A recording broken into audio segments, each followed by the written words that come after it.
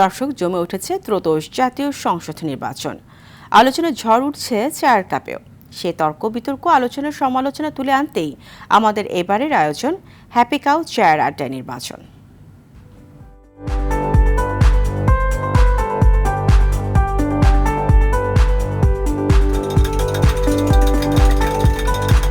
আসন্ন ত্রয়োদশ সংসদ নির্বাচনকে ঘিরে ইতিমধ্যে আলোচনা সমালোচনা শুরু হয়েছে এবং বিভিন্ন ধরনের আসলে কথাবার্তা হচ্ছে আড্ডার মাধ্যমে। আমরা হ্যাপি কাউ নির্বাচনী চায়ের আড্ডার মাধ্যমে আমরা জানবো আসলে দর্শকের কাছ থেকে আসলে কি ধরনের প্রার্থী তারা এই নির্বাচনে চাচ্ছেন।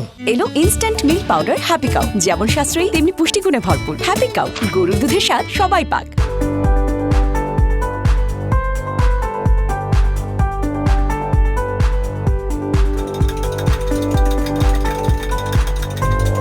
আমাদের এলাকায় আমরা চাই একটা ভালো একটা প্রার্থী চাই, যাকে সুখ দুঃখে পাওয়া যায়।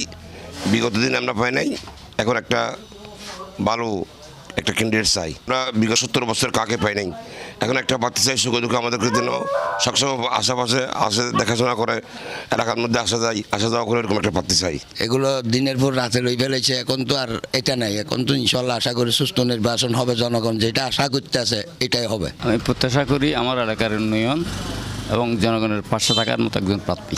যতটুকু আশা করি নিরপেক্ষ থাকবে, তবে আল্লাহর রহমতে যদি নিরপেক্ষ থাকে, সুষ্ঠু নির্বাচন হলে দেশে শান্তি আসবে। তরুণ ও নতুন ভোটাররা আনন্দের সাথে এরা ভোট দিবে, এটা আশা করছি। বিগত আমরা 17 বছর আমরা ভোট দিতে পারিনি।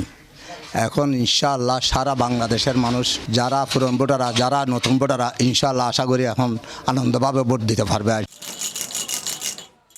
নানান মানুষের নানান মতামত আগামী একটি নতুন সংসদীয় আসন থেকে। হ্যাপি কাউ চায়ের আড্ডায় নির্বাচনের সর্বশেষ আপডেট পেতে আপনারা আর টিভির সাথেই থাকুন।